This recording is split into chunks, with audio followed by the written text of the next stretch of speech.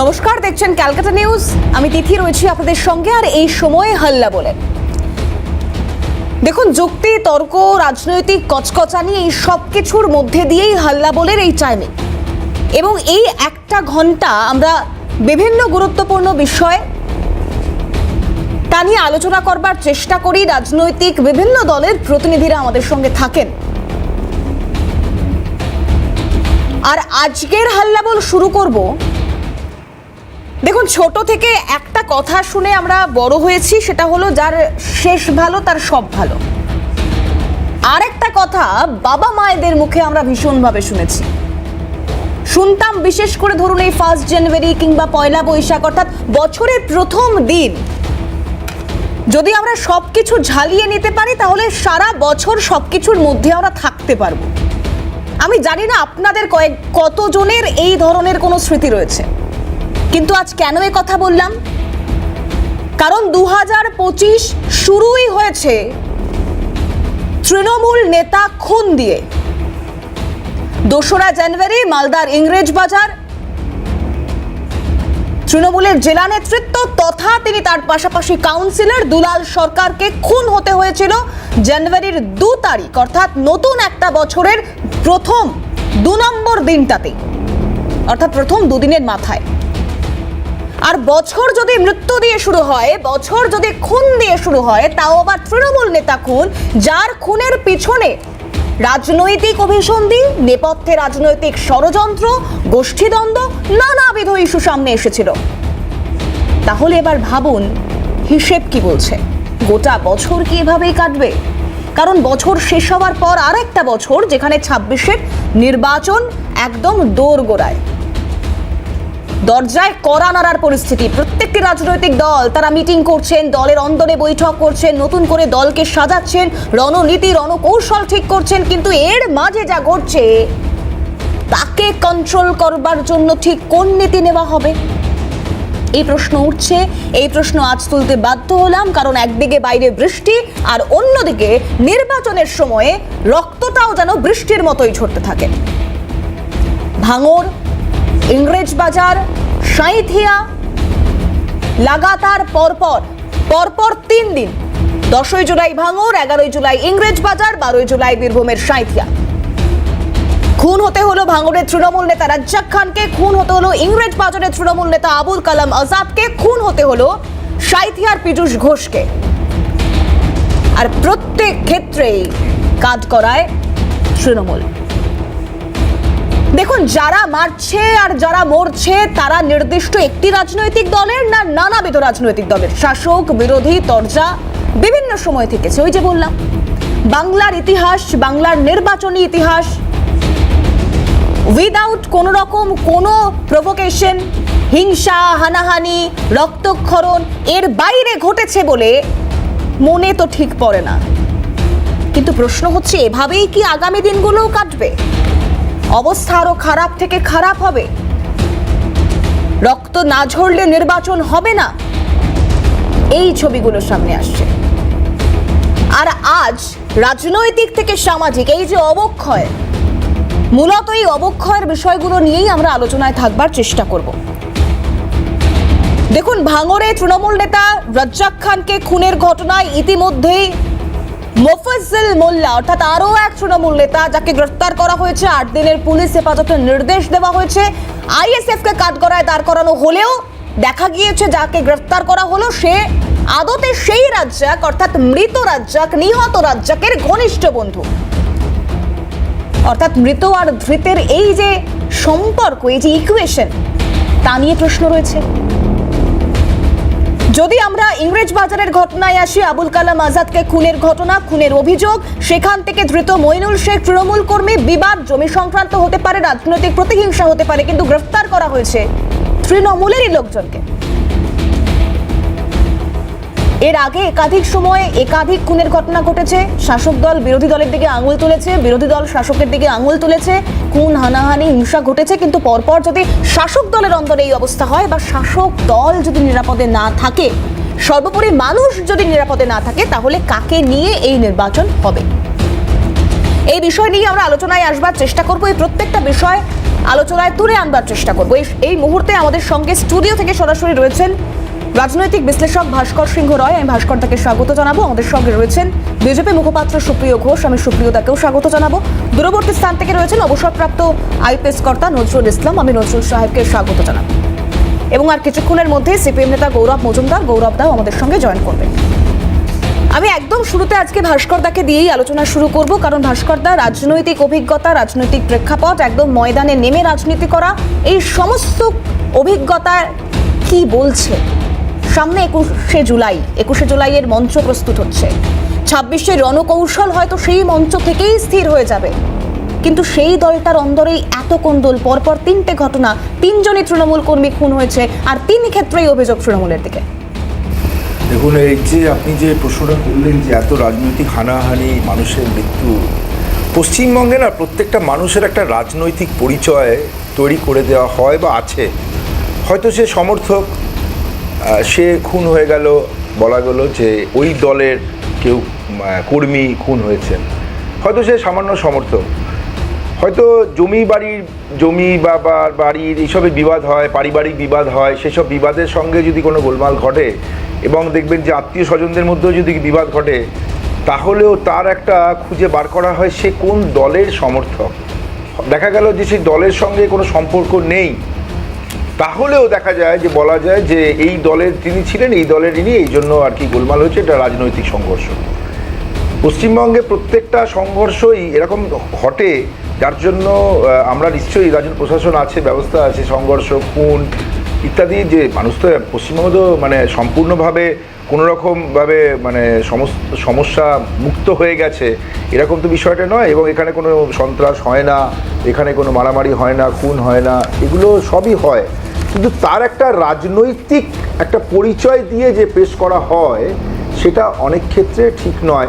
অথবা দেখা যায় যে রাজনৈতিক ব্যাপারের থেকেও তার হয়তো মানে অন্য কোনো সত্তা ছিল, সে হয়তো কৃষক হতে পারে, শ্রমিক হতে পারে, যাই হতে পারেন, কিন্তু তার মৃত্যুটাকে একটা রাজনৈতিক খুন বলে ধরা হয়। এই যে আপনারা যাদের দেখাচ্ছেন, তারা তৃণমূল কর্মী বলে পরিচয় দিচ্ছে। এখন পশ্চিমবঙ্গে তৃণমূল কর্মীর সংখ্যা কত, তৃণমূল সমর্থকের সংখ্যা কত? এটা একটা ব্যাপার, যেখানে একটা প্রথমেই পরিচয় দেওয়া হয় যে তৃণমূলের মানুষ খুন হয়েছে, এবং যে কোনো খুন দুষ্কৃতকারীদের দ্বারা হলেও বলবেন যে সেটা গোষ্ঠী দ্বন্দ্বের জন্য খুন হয়েছে। সেই গোষ্ঠী দ্বন্দ্বটা কেন, কার গোষ্ঠী, কেন দ্বন্দ্ব হলো, এটা কিন্তু মানে খুঁজে দেখেন না।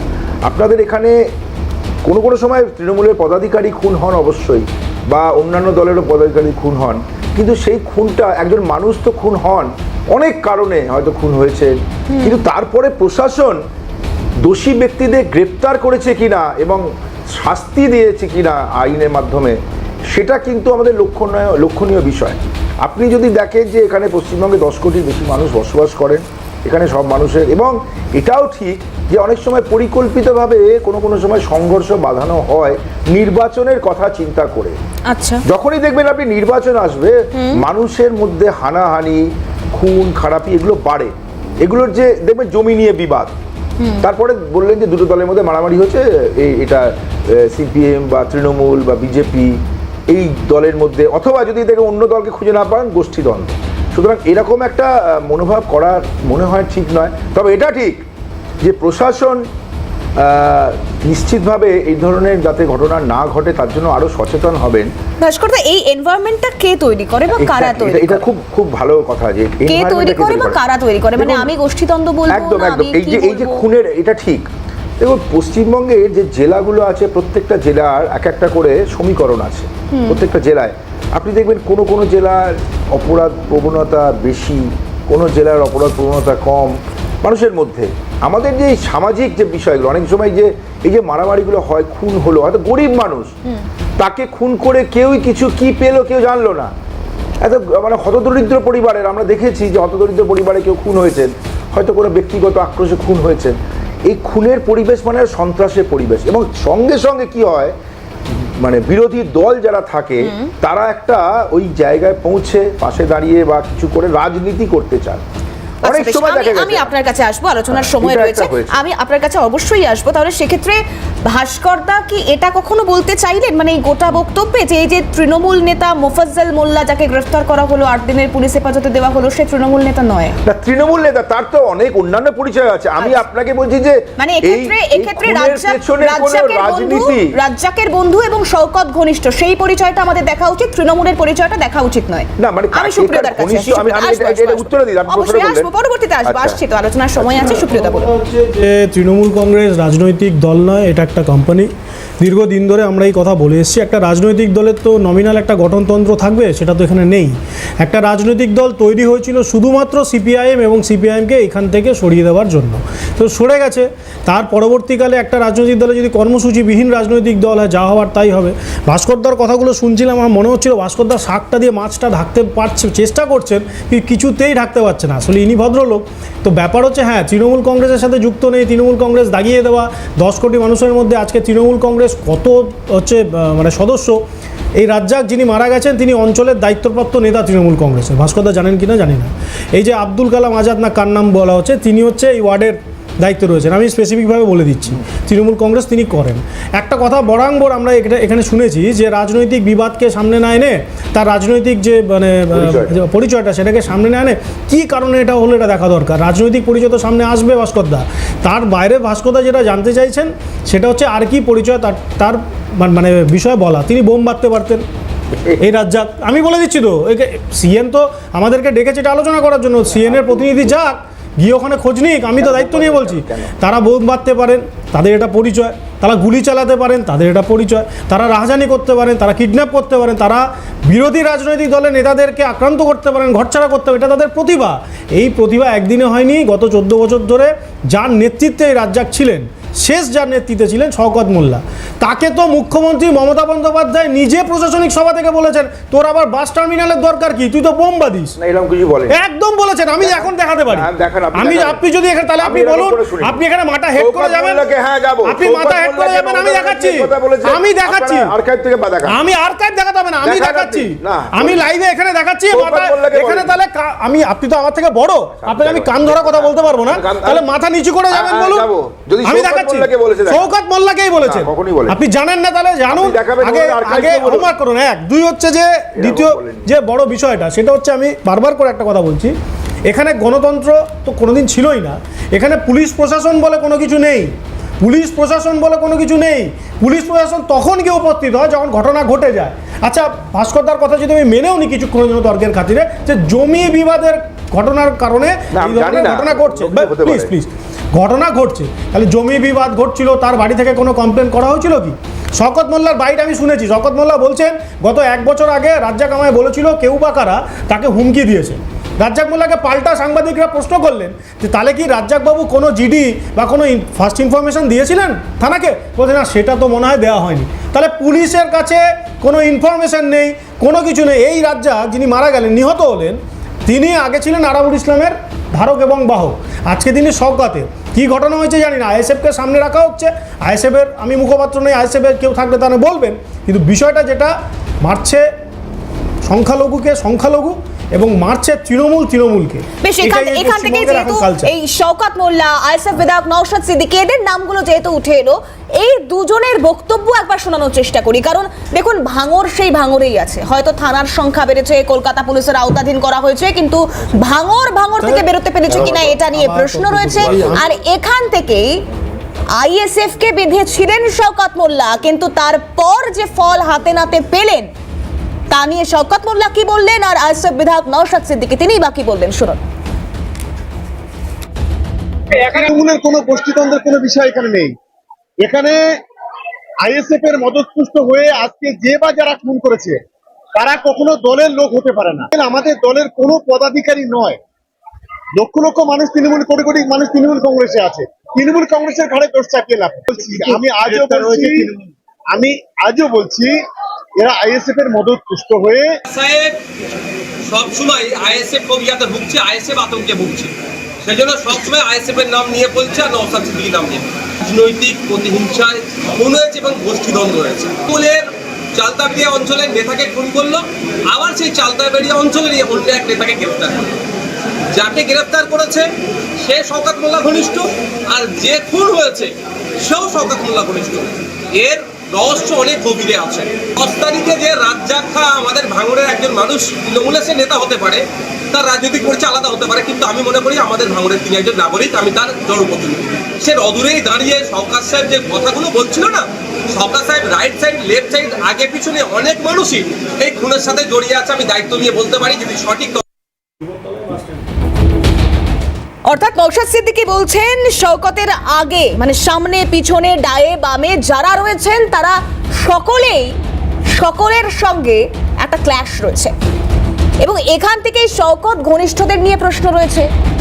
এবং ইতিমধ্যেই আমাদের সঙ্গে স্টুডিও এসে উপস্থিত হয়েছেন, আলোচনায় যোগ দিয়েছেন সিপিআইএম নেতা গৌরব মজুমদার। আমি গৌরবদাকে স্বাগত জানাবো। নজরুল সাহেব রয়েছেন, আমি সকলের সঙ্গে কাছে আসবার চেষ্টা করবো, এই বিষয় নিয়ে আলোচনা চলবে। ফিরে এলাম বিরতির পর, আমি গৌরবদার কাছে যাব, তবে তার আগে নজরুল সাহেব আমাদের সঙ্গে রয়েছেন একদম শুরু থেকে। নজরুল সাহেব, যে বিষয়টা আপনি শুনলেন, আপনি ভাস্করদার বক্তব্য শুনলেন, আপনি সুপ্রিয়দার বক্তব্য শুনলেন, কিন্তু আমার প্রশ্ন হচ্ছে ভাঙড়কে কলকাতা পুলিশের আওতায় আনা হয়েছে, ভাঙড়ের থানার সংখ্যা বাড়ানো হয়েছে, ভাঙড় নিয়ে প্রশাসনের যে মাথা ব্যথা সেই মাথা ব্যথা নির্মূল করবার জন্য ফোর্স বাড়ানো হয়েছে। এই সমস্ত কিছুর পর সেই ভাঙড়ে এখনো পর্যন্ত খুনোখুনি চলছে এবং তৃণমূলকে মারছে, পুলিশ যাকে গ্রেফতার করছে সেও তৃণমূল। অথচ আলোচনা প্রসঙ্গে উঠে আসছে যে মানুষ বা অন্যান্য বা বিরোধীরা দাগিয়ে দেওয়ার চেষ্টা করছে, সব ঘটনায় রাজনীতির রং লাগানোর চেষ্টা করছে। আপনার কি মনে হয় প্রশাসনিক স্তর থেকে?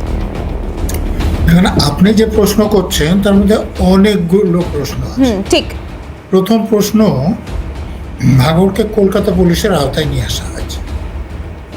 আপনাদের মনে আছে আগে পশ্চিম পাকিস্তান পূর্ব পাকিস্তান ছিল, মাঝখানে ফাঁক কিরকম ছিল জানেন? তো ভাঙড় এরকম সেই পূর্ব পাকিস্তানের মতো একটা বিচ্ছিন্ন অঞ্চল, তাকে কলকাতা পুলিশের অধীনে আনা হয়েছে। কলকাতা পুলিশের অধীনে আনাতে ফারাক কি? দেখুন, কমিশনারেট এলাকায় কমিশনার অফ পুলিশ থেকে আরম্ভ করে ডেপুটি কমিশনার পর্যন্ত এদের ম্যাজিস্ট্রিয়াল পাওয়ার থাকে। আমিও কলকাতা পুলিশে 7 বছর কাজ করেছি, আমাদের ম্যাজিস্ট্রেট পাওয়ার ছিল। অর্থাৎ আগে যেটা 144 ধারা বলতো, এখন যেটা 163 ধারা হয়েছে, এই ধারাটা লাগু করার জন্য পুলিশকে জেনারেল অ্যাডমিনিস্ট্রেশনে যেতে হবে না, কারণ জেলায় এই ম্যাজিস্ট্রিয়াল পাওয়ারটা ডিস্ট্রিক্ট ম্যাজিস্ট্রেট থাকে, সাব ডিভিশনাল ম্যাজিস্ট্রেটদের থাকে। অতএব এই ধারাটা লাগু করতে হলে তাদের কাছে যেতে হবে। তো এর জন্য অপরাধ বন্ধ হওয়া না হওয়ার কোনো সম্পর্ক নেই, প্রথম। দ্বিতীয় কথা, কলকাতা পুলিশের আওতায় থাকবে না ওয়েস্ট বেঙ্গল পুলিশের আওতায় থাকবে তার উপরে অপরাধ হওয়া না হওয়া নির্ভর করে না, নির্ভর করে সেখানে যে অপরাধটা হচ্ছে সেটা বন্ধ করার মতো যথেষ্ট সংখ্যক পুলিশ সেখানে আছে কিনা, এবং সেই পুলিশের লোকেরা নিরপেক্ষভাবে দক্ষতার সঙ্গে সততার সঙ্গে কাজ করছে কি, এইখানে সব থেকে বড় সমস্যা। দেখুন, আমাদের রাজ্যের পুলিশ, আমার ব্যক্তিগত অভিজ্ঞতা থেকে আমি উদাহরণ দিয়ে প্রমাণ করতে পারি যে এখানে নিরপেক্ষভাবে তারা কাজ করছে না, এবং শাসক দলের পক্ষে কাজ করার পক্ষে হলে অপরাধীরা শাসক দলে আশ্রয় নিচ্ছে। কারণ শাসক দলে থাকলে পুলিশ অপরাধ করার পরও তাদের বিরুদ্ধে ব্যবস্থা নেবে না, কিন্তু বিরোধী দলে থাকলে অপরাধ না করলেও তাদের বিরুদ্ধে ব্যবস্থা হয়ে যাবে। তো এই জন্যে যত অপরাধী তারা শাসক দলে চলে এসছে, তারা অপরাধীরা শাসক দলে আসছে কখন? তোলার জন্যে, কাটমানি খাওয়ার জন্যে, কমিশন খাওয়ার জন্যে, অর্থ রোজগারের জন্য, এক কথায়। তো এই অর্থ রোজগারের সুযোগ সুবিধা তো সীমিত, সীমাহীন নয়। ফলে একই জায়গায় একাধিক লোক তোলার জন্য, কাটমানি নেওয়ার জন্য, কমিশন নেওয়ার জন্য হলে তাদের মধ্যে বিরোধ হচ্ছে, এবং সেই বিরোধ হওয়ার ফলে যারা রোজগার বাড়ানোর জন্য অন্য পক্ষকে করে দিচ্ছে অন্যভাবে সরাতে না পারলে। এই আমাদের এখানে যুক্তিতর্ক এসছে, কিন্তু আপনারা বছরের শুরু 2 তারিখ দিয়ে যেটা শুরু করেছে, সেখানে যে সরকার খুন হয়েছিল, তিওয়ারিকে গ্রেপ্তার করা হয়েছিল, এবং আরও তার উপরে বড় লোকের নাম এসেছিল, তারা কি শাসক দলের লোক নয়? এই যে ভাঙড়ে যে ঘটনা ঘটেছে, ঘটনা ঘটার পর যে শওকত মোল্লা বলছেন, শওকত মোল্লা তো আগে সিপিএমের গুন্ডা ছিলেন, এখন শাসক দলের হয়েছেন, এবং আমাদের মাননীয় মুখ্যমন্ত্রী তথা পুলিশ মন্ত্রী তার সম্পর্কে যে বক্তব্য প্রকাশ্য সভায় বলেছিলেন সে নিয়ে এখনই বাকবিতণ্ডা হলো। আমিও সেটা টিভি চ্যানেলে শুনেছিলাম। এই বাস স্ট্যান্ডের কথা বলতে আমাদের মাননীয় মুখ্যমন্ত্রী তো পুলিশ মন্ত্রী বলছেন যে তুই তো বোমা বাঁধিস, ওখানে বাস স্ট্যান্ড হবে কি করে? তুই তো, আমি সব জানি, তুই তো জাহাঙ্গীরকে ঢুকতে দিস না। অর্থাৎ শওকত মোল্লা যে অপরাধী সেটা অন্য কেউ না, রাজ্যের মুখ্যমন্ত্রী তথা পুলিশ মন্ত্রী প্রকাশ্য সভায় দাঁড়িয়ে বলছেন। এবং সব থেকে আশ্চর্য ব্যাপার, তারপরেও তিনি তাকে টিকিট দিয়েছেন। এই ঘটনার সঙ্গে শওকত মোল্লার যোগাযোগটা কোথায় খুঁজে পেলেন আপনি?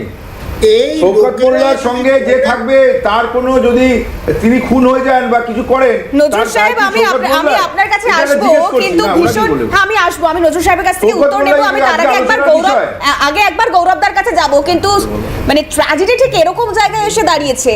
নজরুল সাহেব বলছেন যে অপরাধীরা শাসক দলের আশ্রয় নিচ্ছে, আর ভাস্করদার বক্তব্য হচ্ছে অপরাধীদের শাসক বলে দাগিয়ে দেওয়ার চেষ্টা করা হচ্ছে। আমি এখান থেকে গৌরবদার কাছে আসবো। আপনার কি মনে হয় গৌরবদা? কারণ ভাঙড়, তারপর ইংরেজ বাজার, সাঁইথিয়া, একের পর এক ঘটনা। যারা মারছে তারাও তৃণমূল, যারা মরছে তারাও তৃণমূল, কিন্তু সকলকে তৃণমূল বলতে ভাস্করদার আপত্তি রয়েছে। না, ভাস্করদা সকলকে তৃণমূল বলবেন না, এটা স্বাভাবিক। কিন্তু দেখবেন যত দুষ্কৃতকারী আছে, সে তুফান চৌধুরী থেকে জঙ্গল শেখ, ওই কাটোয়া থেকে বাকি যা যা যা যা আর কি আপনারা দেখবেন সবাই তৃণমূল। আমি মনে করি না ভাস্করদা কোনো দুষ্কৃত কর্মের সঙ্গে যুক্ত, কিন্তু এটা সত্যি যে যারা দুষ্কৃত কর্মের সঙ্গে যুক্ত তারা সবাই তৃণমূল। এখন কথা হচ্ছে, পশ্চিমবাংলার অবস্থা হচ্ছে তৃণমূলকে তৃণমূল মারছে। আপনি দেখুন, কলেজের অভ্যন্তরে তৃণমূল নেত্রীকে তৃণমূল নেতা ধর্ষণ করছে, তৃণমূলের অঞ্চল প্রধানকে তৃণমূলের কর্মী বা নেতা সে খুন করছে। আপনি দেখেছেন মালদার এক দুর্দণ্ড প্রতাপ তৃণমূলের নেতা দুলাল সরকার, তিনি খুন হয়ে গেলেন প্রকাশ্যে এই তৃণমূলের আমলে। আপনি দেখুন এই কলকাতার বুকে এই কসবায় সুশান্ত রায়, যিনি কাউন্সিলর ওখানকার, তার কানের পাশ দিয়ে গুলি চলে গেল, কি চলেনি কিন্তু তাকে মারতে গেছিল, সেটাও সুশান্ত ঘোষ। তাকে মারবার জন্য যে প্রচেষ্টা, সেই সুশান্ত ঘোষ বলেছিলেন বড় মাথা আছে, আজ পর্যন্ত বড় মাথা আমরা খুঁজে পেলাম না। আপনি ইংরেজ বাজার দেখাচ্ছেন, আপনি সাঁইথিয়া দেখাচ্ছেন, এখন দেখালেন আপনি ভাঙড়। এই ভাঙড়, পশ্চিমবাংলার ভাঙড়, এই ভাঙড়ের বুকে অশান্তি তো তৃণমূলের অভ্যন্তরের অশান্তি তো আজকে নতুন নয়। এই ভাঙড়ের বুকে তো আরাবুল ইসলামের সঙ্গে এই শওকত মোল্লার লড়াই কিসের জন্য, কি কারণে, কিসের দখলদারির জন্য হচ্ছে যে ওই ভাঙড়ের বুকে শওকতের সঙ্গে? আমি তো আমি আপনার কথার ভেতরে বলিনি, আমি কথার ভেতরে কথা বলিনি তো। আসলে আমি মনে করি আপনি ভদ্র মানুষ, ঠিক আছে।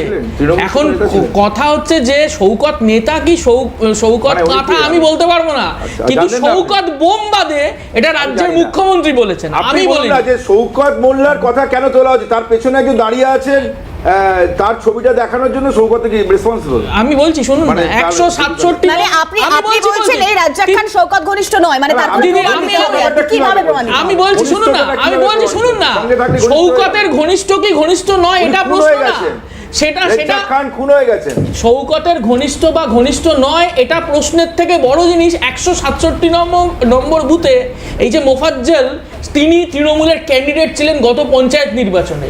আমি একটু আগেই আপনাদের এখানে আসবার সময় আমি মোবাইলে দেখছিলাম, শওকত বলেছেন যে এই মোফাজ্জলকে তিনি চেনেন না, অথচ এই মোফাজ্জল 167 নম্বর বুথে গত পঞ্চায়েত নির্বাচনে তৃণমূলের প্রার্থী ছিলেন। এই মোফাজ্জলের বাড়ির লোকজন আজকে আপনাদের টিভি চ্যানেল বা অন্যান্য টিভি চ্যানেলের সামনে সমস্তটা এই শওকত, তার সঙ্গে এই মোফাজ্জলের কি সম্পর্ক, সবটা আপনাদের সামনে বলেছেন। সুতরাং এই যে তৃণমূল পেঁচে বললেই আমি জানি না হাত তুলে নেওয়া, এই বিষয়টা হচ্ছে চলবে না। প্রশ্নটা হচ্ছে পেছনে একজন দাঁড়িয়ে ছিলেন, তিনি খুন হয়েছেন। হ্যাঁ, শওকত মোল্লা, তার মানে সেখানে দাঁড়াচ্ছে যে শওকত মোল্লার সঙ্গে যুক্ত আছেন, এই কারণেই সঙ্গে যুক্ত। শৌকত মোল্লা এই কারণেই রেসপন্সিবল, কারণ শৌকত মোল্লাকে যে মমতা বলেন বোমবাদিস, আবার না, না, সেই এটা- মমতার এটা মঞ্চে আমি দাঁড়িয়ে জানি না শৌকত কোথায় কি মোল্লাকে কি বাঘের বলেছেন। বাচ্চা বলে কিন্তু শৌকত মোল্লা একজন জনপ্রতিনিধি। ভাঙনের বাঘের উনি বাচ্চা বলে জনপ্রতিনিধি শৌকত কিন্তু, মোল্লা। ক্যানিং সুতরাং পূর্বের সেই বিধায়ক। শৌকত মোল্লা সেটা বলুন। responsible। শৌকত তাহলে মোল্লা আপনি responsible জনপ্রতিনিধি মানে একজন MLA কে বলছেন আপনি। শৌকত মোল্লা রেসপন্সিবল এই কিসের জন্য কারণে responsible হবে? কারণ ভাইপোর responsible বই হবে? নিঃশব্দে বিপ্লব, এই যে দেখুন, শৌকত যখন মোল্লার এখানে- কারসাজি, এখানে আপনি এই যেখানে সবটা যা কিছু ওইখানে বলুন, হচ্ছে যে লেখা ওখানে আছে। আপনারা সুতরাং হেরে শৌকত গেছেন মোল্লা এবং ISF এবং আরাবুল ইসলাম শৌকত থেকে মোল্লা শুরু যার করে কথা বলেছেন, জাহাঙ্গীর একজন চৌধুরী প্রতিনিধি ISF এর থেকে লোক শুরু যুক্ত করে আছে। যারা ওখানে ISF এর আছেন, সঙ্গে আপনারা আছেন, যারা তাহলে আপনাদের যুক্ত আছেন, responsibility, দায়িত্ব নিতে হবে। প্রত্যেককে এই আপনারা তো বেশ, আমি আসবো, আমি সুপ্রিয়াদার কাছে যাবো, সুপ্রিয়াদা বলুন। খুঁজে বার করতে হবে। আমি একটা কথা বলছি এই বাগবিতণ্ডা থেকে ঊর্ধ্বে উঠে, সেটা হচ্ছে যে শৌকত মোল্লা, আমাদের ভাস্করদা বলছেন কী জন্য শৌকত মোল্লাকে বলা হবে, যে শৌকত মোল্লা এর জন্য কি দায়ী? আমি বলছি উনি তো ক্যানিং পূর্বের বিধায়ক, তো ভাঙড়ে উনি কি করতে যান? ভাঙড়ে উনি কি করতে যান? দখলদারি কেন করতে পারেন। ভাঙড়ে এক মিনিট দখলদার, ভাঙড়ে দখলদার। আইএসএফ সেখানে জয়ী হয়েছিল। ভাঙড়কে যেন তেন প্রকারণা আবার তৃণমূলে আনতে হবে, ভাঙড়কে জেতাতে হবে। আজকে শৌকত মোল্লা ওখানে একটি জায়গায় অন্য একটি সংবাদ মাধ্যমে তিনি একটি প্রতিবেদনে দেখছিলাম, তিনি বলছেন পুলিশকে আমি বলেছি দলমত নির্বিশেষে সমস্ত ভাঙড় জুড়ে অস্ত্রশস্ত্র উদ্ধার করতে হবে। আমার বক্তব্য একজন মমতা ব্যানার্জি বিধায়ক, তো বলেছে। একজন এখনো বিধায়ক পর্যন্ত হলো না কেন? এক মিনিট, একজন বিধায়ক তিনি সেই অঞ্চলের বিধায়কই নন যেই অঞ্চলে তিনি অ্যাডমিনিস্ট্রেটিভ ওয়েতে পুলিশকে তিনি বলতে পারেন দুজন কর্মী, এই তো বললেন আপনি তৃণমূলের কেউ নয়, আরে কি কেন এই তো বললেন তৃণমূলের সাথে জড়িয়ে দিচ্ছেন কেন? আবার এখন বলছেন কারণে না, কর্মী, শুনুন, আবার তিনি বলছেন মারা কর্মী, গেছেন, না ভুল করছেন, আবার বলছেন তিনি মারা কর্মী। গেছেন, তিনি তাহলে কেন তৃণমূলের, বলছেন আপনি তৃণমূলের কিন্তু নয়? তৃণমূলের, কিন্তু মারা যাওয়ার কারণ কোনো রাজনীতি তৃণমূল নয়। মানেই চোর, না, আপনাদের তৃণমূল গোষ্ঠীদ্বন্দ্ব মানেই বলছেন। গুন্ডা, তাহলে আমরা তৃণমূল দলের মানেই কেউ যদি আসামি, মারা যায়, তার জন্য সেটা যেতে পারবে না। মারছেন কিন্তু তৃণমূল। কারণটা কোনো রাজনৈতিক নয়, কারণটা অবশ্যই রাজনৈতিক নয়। রাজনৈতিক নয়, তিনি কিন্তু মারা গেছেন, তিনি কারণটা তৃণমূল হচ্ছে কর্মী। কারণটা এই তো হচ্ছে বলছিলেন তোলাবাজি। তৃণমূল থেকে যার নাম আমি জড়িয়ে বলছি যে কারণটা আপনারা তোলাবাজির, যে কোনো কারণটা দখলদারি, মৃত্যুটাকে কারণটা পাচারের। দলীয় রাজনীতির আঙ্গিকে টানেন। যিনি মারা গেছেন তিনি তৃণমূল মানে কর্মী। ভাস্করদা, আপনি তিনি মারা যাওয়ার বলছেন- কারণ কোনো আপনি রাজনীতি বলছেন নয়। কোনো দলীয় দ্বন্দ্ব নেই, কোনো গোষ্ঠী দ্বন্দ্ব নেই, তৃণমূলের অন্দরে কোনো গোষ্ঠী দ্বন্দ্ব নেই, আপনারা এটা যে আপনি বিষয়টা নিয়ে এটা আপনি আলোচনা বলছেন, না না, করছেন। এটা আপনি বলছেন তৃণমূলের অন্দরে না, কোনো গোষ্ঠী এই- দ্বন্দ্ব নেই। এই খুনের আজ অব্দি সঙ্গে- যারা মারা গিয়েছেন এই তারা খুনের তারা সঙ্গে please, আপনি please, আমি শেষ কিভাবে করি, বলছেন গোষ্ঠী না না, আমি দ্বন্দ্বের শেষ তাহলে করি। এই খুনের একটা সঙ্গে শৌকত একটা মোল্লা বিষয় কি করে নয়, বলছেন এটা ISF একটা এর বিষয় সাথে? নয়, সুপ্রিয়দা আসছি, আইন সুপ্রিয়দা শৃঙ্খলা আসছি। বলছেন ISF ভাস্করদা বিষয় একটা নয়। উনি কি করে সাইদিয়া জানলেন? হোক, উনি রিপোর্ট তদন্তের ছাড়া উনি কি সিআইডি নাকি? আসছি, আমি উনি কি আসছি। CID সাইদিয়া নাকি? হোক, ভাঙড় হোক, ইংরেজ বাজার হোক, মালদার 2রা জানুয়ারি দুলাল সরকার খুন হোক, বা এরই মাঝে একাধিক সময় 21শে জুলাইয়ের মঞ্চে আমরা দেখেছি এক একজন তৃণমূল নেতা জেলার অন্যান্য নেতাদেরকে বিঁধছেন, নানান ভাবে বলছেন, কেউ বলছেন কেউ আমফানে ট্রিপল চুরি করেছে, তাদেরকে সবাই আসতে দেবো না, এরকম অনেক ফুটেজ আমরা দেখিয়েছি। ফুটেজ অনেকে কিন্তু গোষ্ঠী দ্বন্দ্ব দেখুন, ফুটেজ গোষ্ঠীদ্বন্দ্বের কারণটা আপনি কি হবে? অনেক কিছু কিসের বলতে পারেন, গোষ্ঠী? কিন্তু আমার বক্তব্য কোনো হচ্ছে গোষ্ঠী আপনি নেই, বলছেন একটাই গোষ্ঠী মমতা আপনি বন্দ্যোপাধ্যায়। বলছেন গোষ্ঠী গোষ্ঠী হচ্ছে দ্বন্দ্ব নেই, দখল। আপনি বলছেন গোষ্ঠী গোষ্ঠী হচ্ছে দ্বন্দ্ব নেই, পয়সা। আমিও বলছি কত আয় করবে? আপনার কথাই গোষ্ঠী দ্বন্দ্ব নেই, কিন্তু না, খুব গোষ্ঠী দ্বন্দ্বের খুব কিছু মনে করতে গুরুত্বপূর্ণ পারে না। বিষয় হচ্ছে যারা কি খুন কারণে হয়ে গোষ্ঠী যাচ্ছে, দ্বন্দ্ব? যারা মরে যাচ্ছে তারা তৃণমূল, কিন্তু যারা মারছে তাদেরকে আপনারা তৃণমূল বলতে চান না। আমি আলোচনায় আসবো, একটা বিরতির পর আলোচনায় আসছি, সঙ্গে কি থাকুন। কারণ?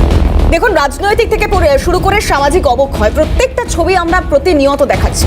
হ্যাঁ, অনেক জায়গায় অনেকভাবে অস্বীকার করবার জায়গা থাকতে পারে, বলা হতে পারে এই ফুটেজ আমি মানি না, বলা হতে পারে এই অভিযোগ আমি মানি না, কিন্তু যা ঘটছে সেখান থেকে দায় ঝেড়ে ফেলবার কোনো রাস্তা কিন্তু নেই। কারণ দুলাল সরকার খুন হওয়ার পর যার যার নাম জড়িয়েছিল, তার স্ত্রী চৈতালি দেবী যার যার নাম বলেছিলেন, যেভাবে রাজনৈতিক প্রতিহিংসার কারণ বলেছিলেন, তার ঘরের মানুষটি বলছেন আমরা তো অনেক দূরস্থ, অনেকটা জমি পার করে, আর সেখানেই একের পর এক ঘটনা। এবং এক্ষেত্রেও এই রাজ্জাক খান তার স্ত্রী সেও যে কথা বলছেন, খাদিজা বিবি, তিনি বলছেন পুলিশের তদন্তে আমি তখনই খুশি হব যখন দোষীর ফাঁসি হবে। আর এখান থেকে সুকান্ত মজুমদার তিনি কি বলেছেন একবার আপনাদেরকে শোনানোর চেষ্টা করি, আলোচনায় আসবো। পরিবার খুন হওয়ার পর যদি নরেন্দ্র মোদী সিবিআই এর উপর ভরসা রাখতে পারে, এর থেকে লজ্জাজনক বিষয়ে মমতা বন্দ্যোপাধ্যায়ের কি হতে পারে যে তার দলের কর্মী এবং মুসলিম ধর্মে যারা মূলত পশ্চিমবঙ্গে মমতা বন্দ্যোপাধ্যায়কে ভোট করেন, বিজেপিকে ভোট করেন না, তারা পর্যন্ত বলছে যে মমতা বন্দ্যোপাধ্যায়ের পুলিশের উপর আমাদের ভরসা নেই, আমাদের মোদীর পুলিশের উপর ভরসা আছে। এর থেকে থাপ্পড় মারাও তো কম লজ্জার হয়। মমতা বন্দ্যোপাধ্যায় যদি থাপ্পড়ও মারতেন ওই পরিবারের কেউ আক্ষরিক অর্থে নেবেন না, সেটাও আমার মনে হয় অনেক বেশি সম্মান। অর্থাৎ সম্মান, প্রশাসনিক স্তর, এই সমস্ত জায়গায় যাওয়ার আগে একটা প্রশ্ন সবার আগে উঠছে। সামনে 21শে জুলাই, যদি খুব ভুল না ধরা হয় তাহলে 26এর নির্বাচনের আগেই 21শে জুলাইটা তৃণমূল কংগ্রেসের কাছে ভীষণ প্রায়োরিটি। কারণ এই 21শে জুলাইয়ের মঞ্চ, সেখান থেকে রণনীতি, রণকৌশল দল ঠিক করবে তারা কিভাবে এগোবে, এখানে কারোর কিছু বলবার নেই। কিন্তু তার আগে গোষ্ঠীদ্বন্দ্ব কি চ্যালেঞ্জ হয়ে দাঁড়াচ্ছে? গোষ্ঠীদ্বন্দ্ব চ্যালেঞ্জ হচ্ছে বুঝেই কি সংসদীয় স্তরে, বিধায়ক স্তরে, দলীয় স্তরে একের পর এক শৃঙ্খলা রক্ষা কমিটি তৈরি করা হয়েছে। কারণ বিশৃঙ্খল না হলে তো শৃঙ্খলা রক্ষা কমিটির কোনো জায়গা নেই। এই প্রশ্নগুলোর উত্তর আমার থেকে ভালো ভাস্করদা দিতে পারবে। ভাস্করদা, 21শে জুলাই প্রতি বছরই হয়, এটা ঠিকই বলেছেন যে নিশ্চিতভাবে 26শে নির্বাচনের আগে 21শে জুলাই একটা সমাবেশ এবং সেখানে শহীদদের প্রতি স্মৃতি তর্পণ করার পরে তাদের আগামী দিনের লড়াই, সেসবের রাস্তা তৈরি হবেই। কিন্তু 21শে জুলাই, দেখুন 21শে জুলাইটা তো প্রতি বছরই হয়, মমতা বন্দ্যোপাধ্যায় আজকে থেকে তো করছেন না। কিন্তু এটার সঙ্গে আপনি যেটা বলছেন যে এত বড় দল, বিভিন্ন জায়গায় বিভিন্ন গোলমাল থাকে, আপনি যাকে গোষ্ঠীদ্বন্দ্ব বলছেন, সেই লড়াইগুলো না যা বলছেন, এরা বিরোধীরা যারা বলছে, বিভিন্ন স্তরে মানুষের বিভিন্ন কারণে মানুষের সঙ্গে মানুষের বিরোধ থাকে। এই যে খুনটা হয়ে গেল, তার একটি নির্দিষ্ট কি কারণে খুন হয়েছে, সেই কারণটা কিন্তু পুলিশকে তদন্ত করতে হবে। খুন হয়েছেন তিনি তৃণমূল কর্মী, যার দিকে আঙুল উঠেছে তাকে গ্রেপ্তার করা হয়েছে, আরো জানা যাবে। হ্যাঁ, সেখানে তো বলছিলেন সবাই না, এবারে গ্রেপ্তার করেছে। তাহলে আপনাকে আমি যেটা বলতে চাইছি যে রাজনৈতিক কারণে, তৃণমূলের গোষ্ঠীদ্বন্দ্বের কারণেই এই খুনটা হয়েছে, এটা আপনি শিওর হচ্ছেন কিভাবে? আপনি বলছেন তৃণমূলের গোষ্ঠীদ্বন্দ্ব আছে, কিন্তু গোষ্ঠীদ্বন্দ্বের কারণে খুন হয়েছে না, এখানে আমি গোষ্ঠীদ্বন্দ্ব আছে কিনা আমি সেটা বলছিলাম না। এই যে আপনারা যে কোনো খুন হয়ে যাওয়া, তাহলে তৃণমূলের একটি মানুষকে খুন করে দিলে গোষ্ঠীদ্বন্দ্বের একটা বহিঃপ্রকাশ, এই কনক্লুশনে আসছেন কিভাবে? ঠিক সেইভাবে বলছে এই যে উত্তর নিন, ঠিক সেইভাবে যেভাবে শওকত মোল্লা আজকে এটা বলেছেন, এই খুনটা আমি 200% শিওর আইএসএফ এর সাথে জড়িত। ঠিক সেইভাবে যেভাবে শওকত জানেন, তাহলে গোষ্ঠীদ্বন্দ্ব নয়। তাহলে শওকত মোল্লা যদি বলে থাকেন যে আইএসএফ জড়িত, আমার একটা ভীষণ ছোট্ট প্রশ্ন আছে, ভীষণ ছোট্ট এবং ওজনে ভীষণ হালকা একটা প্রশ্ন আছে ভাস্করদার কাছে। আপনি খালি একটা বিষয় বলুন, বীরভূমে অনুব্রত আর কাজল শেখ দ্বন্দ্ব নেই? হ্যাঁ কি দ্বন্দ্বটা আছে? তার সেটা আজকে অনুব্রত আর কাজল শেখ দ্বন্দ্ব আছে? কিসের দ্বন্দ্ব আছে কিনা বলুন? আমি জানি না তো। বীরভূমে 10টা তৃণমূল কর্মীর মধ্যে 5 জন যদি অনুব্রতর হয়, তাহলে কাজলের ঘরে 5 জন যায়। এরকম ঘনিষ্ঠতা সম্পর্ক আছে? আমি জানি না। তৃণমূলের সকলেই একজনের অনুগামী, তার নাম মমতা বন্দ্যোপাধ্যায়। কিন্তু ঘনিষ্ঠ অনুগামী কে কার আমি কি করে জানবেন? কি করে ঘনিষ্ঠ এতজনের কেন? আপনারাই বলছেন ঘনিষ্ঠতা। দেখুন কে কার ঘনিষ্ঠতা, কে কার পাড়ায়, কার সঙ্গে কে নেতৃত্ব, সেটা তো আপনারা খুঁজে বার করুন। কিন্তু তাদের কাছে কোনো তৃণমূল কর্মী তারা কার অনুগামী যদি এই প্রশ্নটা করা হয়, তাদের উত্তর একটাই থাকবে, তারা মমতা বন্দ্যোপাধ্যায়ের অনুগামী।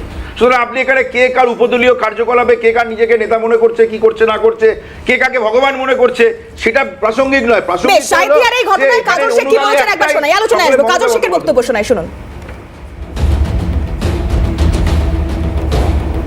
বিজেপি তো এই ধরনের ঘৃণ্য চক্রান্তের সঙ্গে সবসময় যে যুক্ত থাকে, এদের পায়ের তলায় মাটি নেই, তারা করেনি এ কথাটা আমি বলছি না।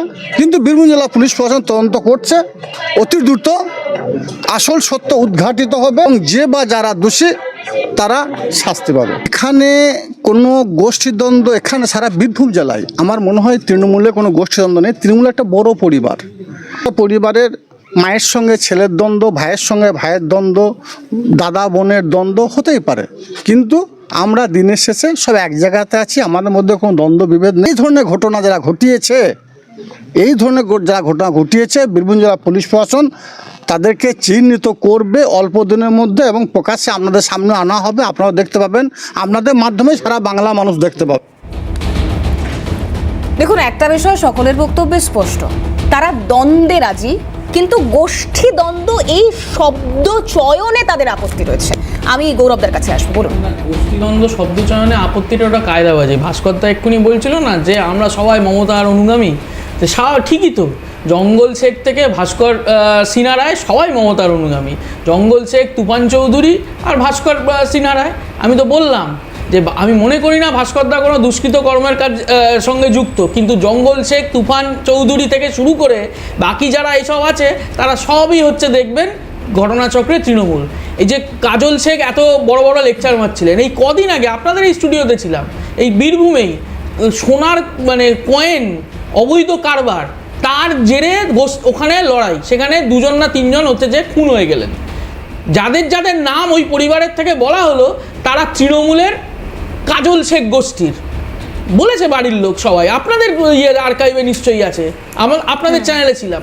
সুতরাং গোষ্ঠী দ্বন্দ্ব বিষয়টা কাজল শেখ ঠিকই বলেছেন, গোষ্ঠী দ্বন্দ্ব না, দ্বন্দ্বটা হচ্ছে ক্ষমতা দখল, দ্বন্দ্বটা হচ্ছে পয়সার দখল। শুধু তাই না গৌরব দা, আমি জাস্ট একটা লাইন একটু অ্যাড অন করে দিই, খুব মনে পড়ছে যখন এই অনুব্রত মণ্ডল তার বিরুদ্ধে আইসিকে কদর্য ভাষায় কথা বলবার অভিযোগ ছিল, এরকম অনেক মানুষের প্রতিক্রিয়া আমরা শুনিয়েছিলাম যারা বলছে আমরা এতদিন অনুব্রতদার ঘনিষ্ঠ ছিলাম কিন্তু এখন আমরা কাজলদার দলে। মানে এই দলের ভিতরে দলাদলিটা আমার কাছে স্পষ্ট নয়। আমি সুপ্রিয়দার কাছে আসবো, কারণ কাজল শেখ বলছেন বিজেপির পায়ের তলার মাটি শক্ত নয়, তাই তারাও যে কাজটা করেনি সেটা উনি নিশ্চিত করে বলতে পারছেন না আর কি।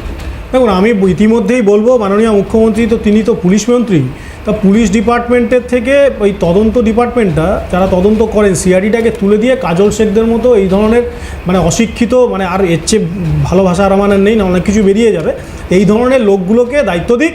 ওরা যখন আগে থেকে জেনে গেছে, শওকত মোল্লা, কাজল শেখ, এরা যখন আগে থেকে বলে দিচ্ছে কোথাও কোথাও আইএসএফ, কোথাও বিজেপি দায়ী, তাহলে তো পুলিশের তদন্তের ওপর তো আগে থেকেই এরা বলে দিচ্ছেন কি করতে হবে। যে এই রাস্তাতে মুখ্যমন্ত্রী বহুবার হেঁটেছেন, মুখ্যমন্ত্রী 100 মিটার 200 মিটার দূর থেকে সিরাজুদ্দৌলা চৌধুরীকে দেখে বলে দিত মাওবাদী, তো সেই মুখ্যমন্ত্রী এখন নিজের দলে যারা ক্রিমিনাল তাদেরকে দেখে বিজেপি আবার চিড়ে খাওয়া নিয়ে জানেন না, তা দাদা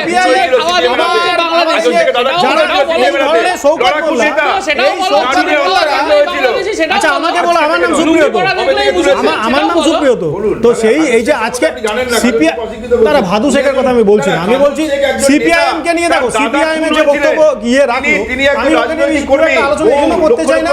সিপিআইএম এই সমস্ত মেটেরিয়াল গুলোকে এতদিন ধরে মানুষের সামনে পরিচয় করিয়েছে। শেখ শাহজাহান হোক, হ্যাঁ তুমি তখন রাজনীতি করতে না, শেখ শাহজাহান হোক, শেখ শাহজাহান হোক এবং অর্জুন সিং যখন বিজেপি ইসলাম হোক, এরা প্রত্যেককেই সিপিআইএম দলটাই করত। অর্জুন সিং বালাবাজারের পরে এরা উদাহরণগুলো প্রত্যেককেই সিপিআইএম। বেশ, আমি আসবো, আমি একটু নজরুল সাহেব যেহেতু দূর থেকে আমাদের সঙ্গে রয়েছেন, প্লিজ একটু কোঅপারেট করতে বলবো। আমি নজরুল সাহেবের কাছে আসবো। নজরুল সাহেব, কোথাও একটা রাজনৈতিক কচকচানি বা রাজনৈতিক প্রভাব, মানে ওকে দাগিয়ে দেওয়ার চেষ্টা করছে, অমুকে তদন্ত করলে দেখা যাবে যে অমুকেই নিশ্চিত খুন করেছে, এই তৃণমূল বিজেপি সিপিএম এর দ্বন্দ্বের মাঝে প্রশাসন কি কোথাও একটা সমস্ত কিছু গুলিয়ে ফেলছে, নাকি প্রশাসনিক স্তরটা অন্তত শক্তপোক্ত রয়েছে?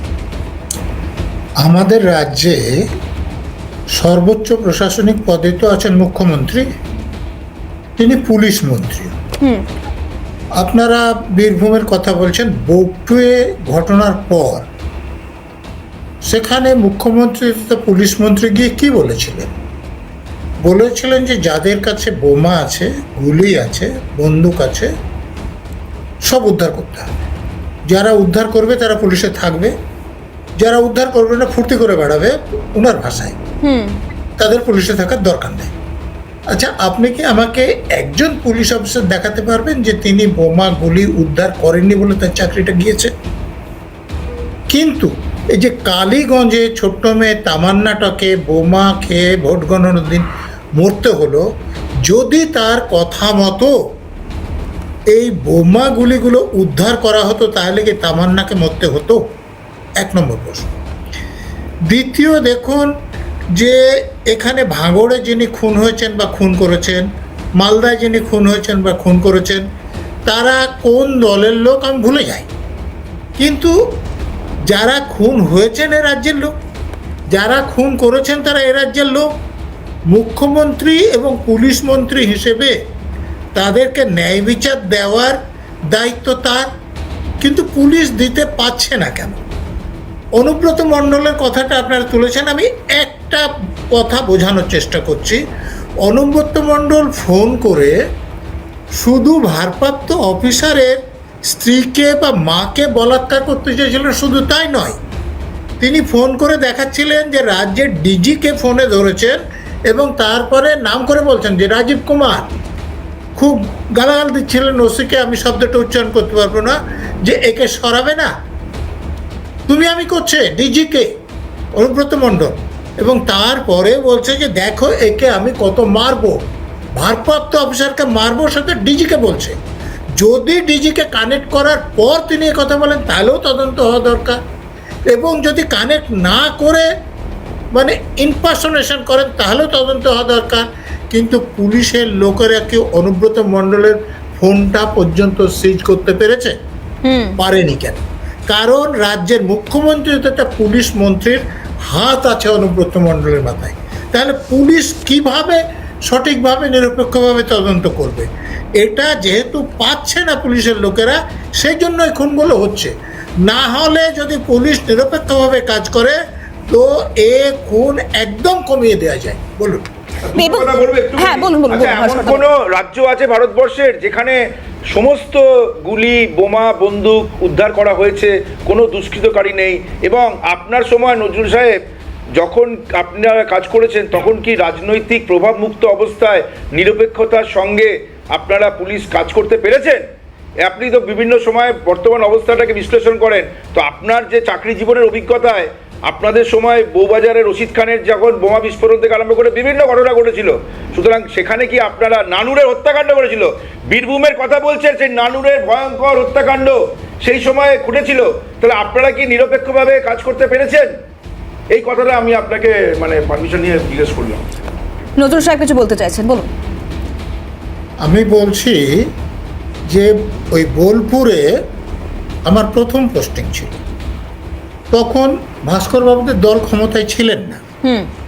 ওই নানুরের একটা ঘটনায় তৎকালীন শাসক দলের এক এমএলএকে এবং এক এমপির ছেলেকে আমি অ্যারেস্ট করেছিলাম। তারপর সেখানে 7 দিন আমি থাকতে পারিনি, আমাকে বদলি করে দেওয়া হয়েছিল এবং ওখানে পোস্টিংয়ের 1 মাসের মধ্যে বদলি করা হয়েছিল। তো এটা আমি নিরপেক্ষভাবে কাজ করতে পেরেছিলাম কিনা। আর ভাস্কর বাবুকে ধন্যবাদ, কুণাল ঘোষের শিষ্য উনি অবশ্যই। আমি কুণাল ঘোষকে অন্য একটা চ্যানেলে এই প্রশ্ন করেছিলাম, ভাস্কর বাবুকে করছে, আপনি বলুন তো রশিদ খানের। তাহলে আপনি নিরপেক্ষভাবে কাজ করতে পারেননি তো বীরভূমে, আপনাকে বদলি করে দেওয়া হয়েছিল। আপনার সময় আমি তো একটা শব্দ করিনি, আমাকে বলতে দিন। ঘোষ কোথা থেকে এলো এটা? তো রশিদ খানের ডেরায় যখন বিস্ফোরণ হয়েছিল, কত তারিখে হয়েছিল কি আপনি জানেন? আপনি জানেন না। তাহলে আমি সেদিন কোথায় পোস্টিং ছিলাম আপনি জানেন না। তাহলে আমি ব্যবস্থা নিতে পেরেছিলাম কি না সে প্রশ্ন আপনি তুলছেন ওই কুণাল ঘোষের মতো। না না না, আপনাকে আমি নানুরের ঘটনাও বললাম। বেশ, আমি সুপ্রিয়দার কাছে যাব, গৌরবদার কাছে যাব, আমি সকলের কাছে যাব, কিন্তু আমার খুব সহজ প্রশ্ন জানেন তো, একটা বিষয় ভীষণ ইন্টারেস্টিং আমাদের রাজনীতির ময়দানে, সেটা হচ্ছে এই ক্লাসে হতো এ ওর খাতায় দাগিয়ে দিয়েছে বলে আমি গিয়ে তার খাতায় দাগিয়ে দিলাম, মানে এরকম একটা স্কুল লেভেলের একটা কচকচানি আজকের রাজনীতিতে ভীষণভাবে এফেক্টিভ। সেটা হচ্ছে বাংলায় আগে কি ছিল, এখন কি আছে, মানে আগে খারাপ ছিল বলে আমি কি এখন ভালো হতে পারি না ভাস্কর দা? মানে এটা আমার প্রশ্ন, মানে আমি কি ভালো হতে পারি না? আমি কি আশা করতে পারি না যে আমার রাজ্য দুষ্কৃতি মুক্ত হবে? আমি কি আশা করতে পারি না? আমি কি এটাও আশা করতে পারি না যে ওড়িশা সহ মণিপুর সহ একাধিক জায়গায় নির্যাতনের ঘটনা ঘটছে, তাই আমি একটু ব্যতিক্রমী থেকে দেখাই যে আমাদের নারীরা নিরাপদ কিনা? আমরা কি এই আশাগুলো করতে পারি না? রাজনীতি থেকে সামাজিক অবক্ষয় যেভাবে ঘটছে, দেখুন একদম শুরুতেই বলেছিলাম, রাজনীতি থেকে শুরু করে সমাজনীতি বা সামাজিক পরিস্থিতি, সামাজিক প্রেক্ষাপট, সামাজিক অবক্ষয়, সেই বিষয়গুলো আমি জানি না আর কতটা তৃণমূল কংগ্রেস পিঠ বাঁচিয়ে থাকতে পারবে বা এড়িয়ে যেতে পারবে। ভাস্করদা যেহেতু রয়েছে, আমি ভাস্করদাকেই এই একদম শেষ মিনিটস পাবো, প্রত্যেকের কাছে হয়তো 1 মিনিট করে আমার সময় থাকবে। ভাস্করদা, এই মনোজিৎ মিশ্র থেকে শুরু করে বিভিন্ন কলেজের এই দাপিয়ে বেড়ানো দাপটে প্রশ্ন করতে হচ্ছে না, উত্তর দিয়ে দিচ্ছেন আপনারা, মানে এতটাই আবেগাপ্লুত হয়ে রয়েছেন নাকি? কোথায় কোথায় প্রাক্তন, কোথায় কে কি কলেজে ছিল? মনোজিৎ মিশ্র যখন এই ঘটনাটা ঘটেছে তখন তৃণমূলের কোনো পদাধিকারী ছিল না। আচ্ছা, আমি যদি ভুল বলে থাকি আপনি বলুন। কোনো এক সময় ছিল, সেখান থেকে সে অস্থায়ী কর্মী হয়ে গেল। এরকম প্রচুর কলেজ আছে যেখানে তৃণমূল ছাত্র পরিষদ থেকে টেনে এনে অস্থায়ী কর্মী করা হয়েছে শুধুমাত্র ন্যাকের কথা রাখার জন্য। না, দলের কোনো পদাধিকারী ছিল না। দেখুন, একজন দুষ্কৃতকারী যদি থাকে তার কোনো বিচার করা হয় না। এখানে দলমত নির্বিশেষে বিভিন্ন সময় প্রশাসন তার বিরুদ্ধে, মানে আপনি বলছেন এখন কলেজে কলেজে যেহেতু নির্বাচন নেই, ছাত্র সংসদ নির্বাচন নেই, তাই তৃণমূলের কোনো দাপট নেই, এটাই আপনি বলছেন তো? না, দেখুন, কলেজে না হলে তো খুব ভালো কথা। তিরাঙ্কুর ভট্টাচার্য বহুবার বলেছেন 2 বছর ধরে কেন হয়নি, তার কারণটা হচ্ছে সেই সময় করোনা হয়েছিল, তারপরে বিভিন্ন সময় সেশনে, না এইবার দাঁড়া আমি বলছি, তার পরবর্তীকালে নির্বাচন করার মতন পরিস্থিতি এবং নির্বাচন করা হবে না এরকম বলা হয়নি, নির্বাচনটা করতে পারেন, কিন্তু দুষ্কৃতকারীদের আক্রমণের সঙ্গে এই নির্বাচনের সম্পর্ক নেই। যারা দুষ্কৃতকারী, কলেজের ইউনিয়ন রুম গুলো বন্ধ করে দিতে হচ্ছে, হাইকোর্ট কি ইউনিয়ন রুম নিয়ে কথা বলতে হচ্ছে? মানে ইউনিয়ন রুমটা কোনো দলের নয়, ইউনিয়ন রুমটা হচ্ছে সকলের। ইউনিয়ন রুম যে কোনো মানে কলেজের ইউনিয়ন রুম কোনো দলের নয়, কিন্তু নির্দিষ্ট দলের তরফ থেকে দাদাগিরির ছবিগুলো একের পর এক ব্যক্তিগত এটা হচ্ছে যে তৃণমূলের পদাধিকার হলেই তৃণমূলের মানে তৃণমূল হবে এরকম বিষয়টা না। তৃণমূলের তার মানে কর্মী নেই, সবাই নেতা। আসলে কাকু, জেঠু, ভাইপো, পিসি, এই যে পরিবারবাদ এই যে চলছে তৃণমূলের অভ্যন্তরে, জেঠুর ভাইপো, পিসির ভাইপো যা খুশি তাই হচ্ছে যে করে বেড়াবে। কলেজ ইউনিয়ন রুমটা হচ্ছে যে ফাঁকা ইউনিয়ন রুম, এখন হচ্ছে দিদির অনুপ্রেরণা শেখানোর প্র্যাকটিক্যাল ক্লাস হয়, যার ফল হচ্ছে ওই সাউথ ক্যালকাটা ল কলেজের ওই ইউনিয়ন রুম। ইউনিয়ন রুমের মধ্যে যা ঘটলো, তারপর কলেজের গার্ড তাকে হচ্ছে যে